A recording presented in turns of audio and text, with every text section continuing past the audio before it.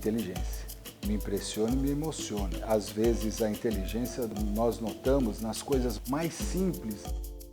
O Contraponto tem a honra de receber Luiz Antônio Ganzella, presidente da Seção de Direito Público do Tribunal de Justiça do Estado de São Paulo.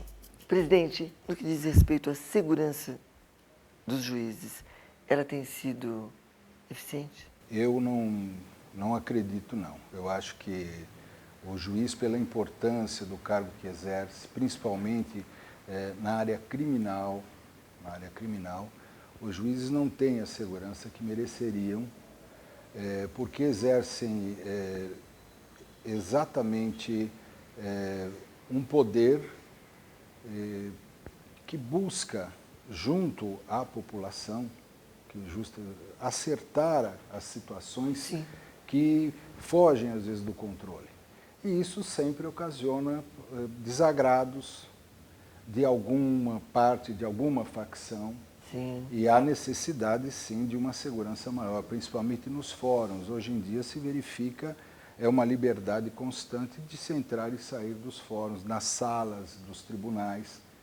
Não há uma revista, não há uma preocupação quanto a isso. E isso mereceria uma maior segurança. É complicado, não é? Eu acredito que sim.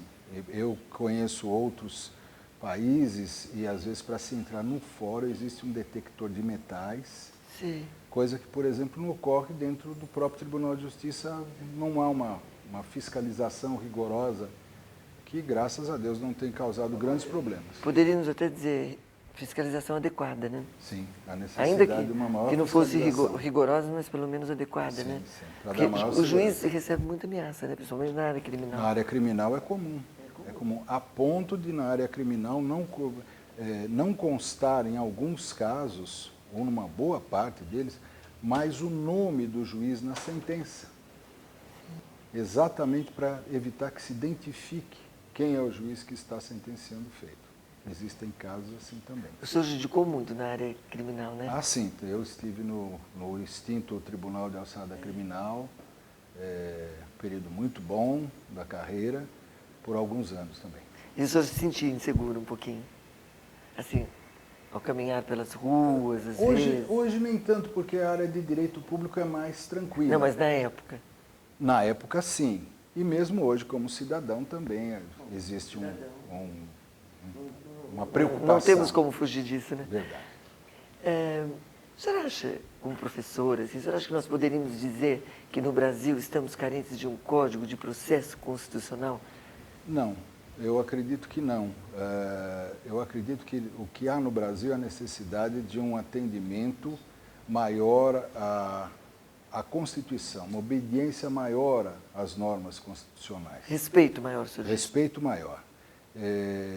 E eu acredito que no nosso país nós temos, ao contrário, nós temos um excesso de leis. Nós temos que melhorar as nossas leis, os nossos códigos, ao invés de criar um outro mecanismo. Ou seja, mais um código, né? Mais um código. Certo. Agora, falando agora das penitenciárias, vamos um pouquinho ao direito criminal.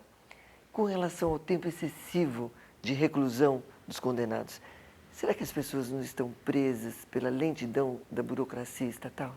Eu, muito embora atualmente já há mais de 5 anos eu milito na área de direito público, não é bem a minha área, não tenho acompanhado tão de perto, mas o que eu tenho notado, o que eu tenho detectado é exatamente o problema da legislação.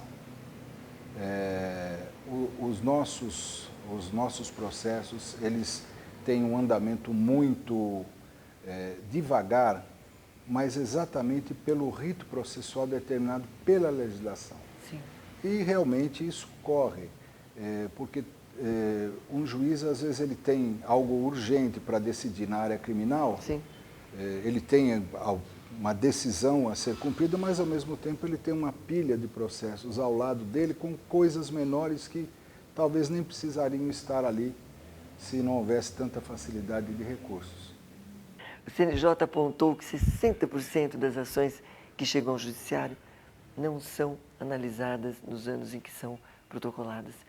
E aí, Simone? Eu acho que isso é uma verdade porque não há condição exatamente pelo aspecto de ordem de legislação processual, não há condição, eu falo inclusive pela área de direito público, de se terminar o julgamento de um processo no mesmo ano. Talvez isso seja possível em primeira instância, com um juiz na vara, mas em segunda instância não há condições de se julgar no mesmo ano. Mesmo os juízes de primeira instância... Mas sempre foi, né, desembargador? Sempre foi assim. Sempre foi assim, mas tem piorado muito, exatamente pelo mesmo problema, excesso de recursos. Nós temos, por exemplo, um agravo de instrumento, que é um recurso que ele se tornou, no nosso país, mais importante e de uma forma mais...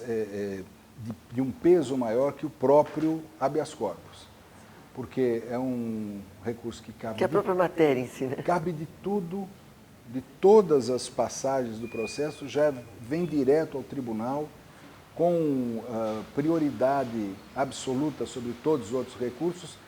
Então, já fiz um cálculo aproximado de, no momento em que se chega ao final para julgar, aqui em nível de tribunal, uma apelação de uma sentença que eu tenho no final do processo, antes disso nós já julgamos daquele mesmo processo 3 ou 4 agravos de instrumento. Olha aí. Então, um processo que entra em primeira instância, ele se multiplica no mínimo por 3 recursos no tribunal. Isso vai. Isso é algo progressivo.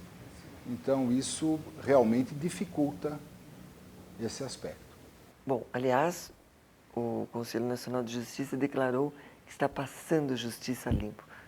Procede essa declaração? Exatamente assim? Eu usava esse termo quando eu estava no primário. A minha professora, ela determinava que fizessem as anotações e depois em casa passasse a limpo. Sim, mas passava o certo a limpo. Sim. Não é? Passava o que já estava correto. O que ela havia nos ensinado. Eu, sinceramente, com todo respeito, eu esperava e ainda espero mais do CNJ. Eu espero que o CNJ nos indique caminhos. Não só aponte, né? Meios, né? Porque, infelizmente, ele só tem procurado buscar os pontos nevrálgicos e apontar os defeitos, mas eu espero, tenho grande esperança que isso venha a ser solucionado e que ele nos dê não só meios, mas orientações também para essa finalidade, né?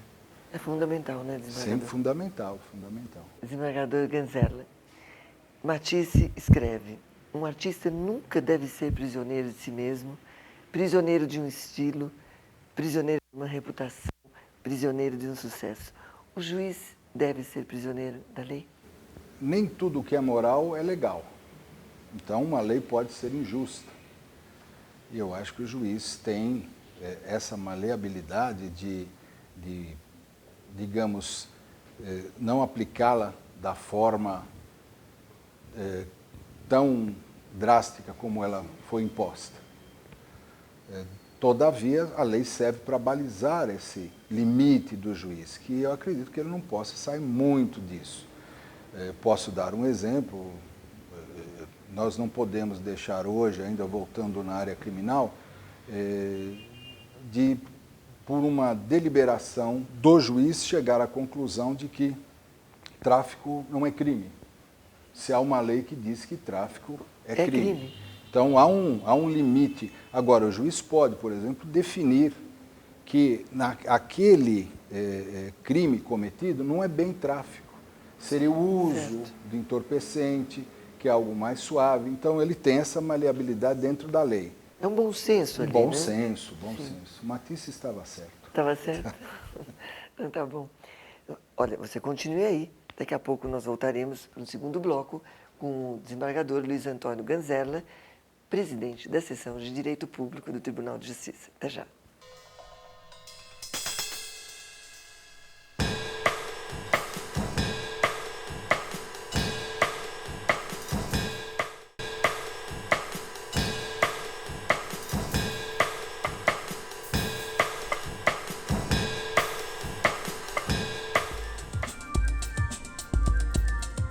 isso dá muita satisfação aos juízes, aos desembargadores, quando julgam, e eles, às vezes, conseguem evitar que uma pessoa sofra um mal maior, forçando, em tese, a administração pública a fornecer aquele remédio.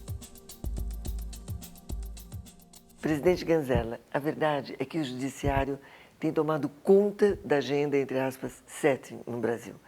Mudou a lei, transformou-se a sociedade, ou os juízes é que se tornaram mais ativos? Em realidade, eu penso que a sociedade mudou. Hoje o juiz não pode mais ser aquele juiz enclausulado, fechado, Em si mesmo, né?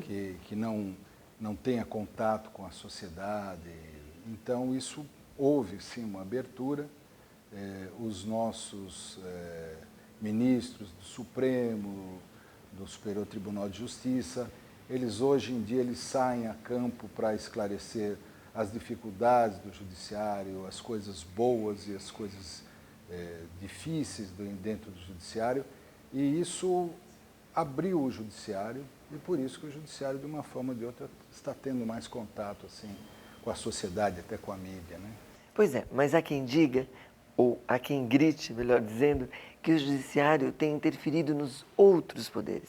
Ele tem interferido, presidente? Tem interferido sim, mas dentro daquilo que lhe permite a Constituição. Porque o judiciário, ele em momento algum, ele pode deliberadamente, por vontade própria, ou de algum presidente de algum tribunal, ele pode interferir em alguma coisa. Ele é sempre chamado a interferir. E essa é exatamente a função do Poder Judiciário.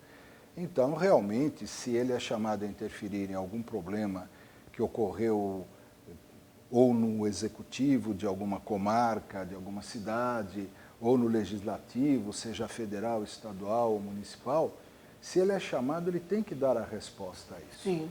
E aí sempre há uma interferência, mas uma interferência legal, constitucional, perfeitamente normal. É a função do Poder Judiciário. E necessária, né? E necessária pela Constituição, inclusive. Agora, embora atuando nas leis de direito público, como o cidadão Ganzella se sente diante do volume da carga tributária, sinceramente? Ah, sim. Eu me sentiria muito feliz em continuar pagando todos os impostos que nós pagamos normalmente, então, desde que houvesse o retorno para todos nós, digamos, na área de educação, na área de segurança, na área médica, hospitalar, como é, por exemplo, na Suécia. A carga tributária lá é excessiva, só que há um retorno. Aqui a carga tributária ela é alta e não há um retorno, mesmo porque nós somos obrigados, para ter uma boa educação para um filho, a ir para uma escola particular. Para ter segurança, às vezes contratar uma segurança particular, seja na rua, no condomínio, algo que vale. E para termos uma assistência médica razoável, somos obrigados a ter o seguro-saúde. Esse seria o grande problema. Se acertassem as duas pontas, eu acho que aí seria o ideal. Eu não me queixaria da carga tributária, né? Não. Agora, como o senhor define a saúde pública aqui no... A saúde pública ela é precária, ainda continua precária. Nós vemos na mídia as dificuldades, principalmente da população, que não pode, às vezes, pagar um seguro-saúde, tem a dificuldade, às vezes, de alcançar, de obter um remédio. E isso, na área de direito público, tem ocorrido muito. Muito, é? Ainda ontem, o Supremo estava para decidir, de alguma forma, porque essas ações de pessoas que têm dificuldade em obter o remédio necessário Sim. e recomendado pelo médico na área pública, elas se socorrem do judiciário para obrigar a administração pública a fornecer esses medicamentos. Sim. E tem obtido, ao que eu sei, dentro da área de direito público, quase 100% de sucesso. Porque Porque tem que é ser, notório, né, infelizmente, a dificuldade na área de assistência médica pela E é até bom que pública. o telespectador ouça isso, porque, não é? É importante, Sim, porque eu acho que, verdade. já que o Estado não assume, como deveria assumir, pelo menos via judiciário. Via judiciário eles têm Acaba conseguido. assumindo. Eles têm conseguido. É o último local em que eles podem se socorrer. Tá certo. Existem alguns abusos, é o que se comenta, nesses pedidos.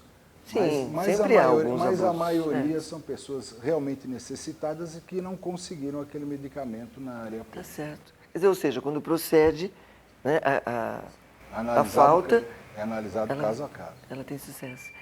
O Estado, mudando um pouco de assunto, é um bom pagador de precatórios? Infelizmente, não. E a emenda do calote? A emenda do calote, ela veio para aparentemente manter esse estado de coisas sem o pagamento. Como é que o Estado anda como pagador de precatórios?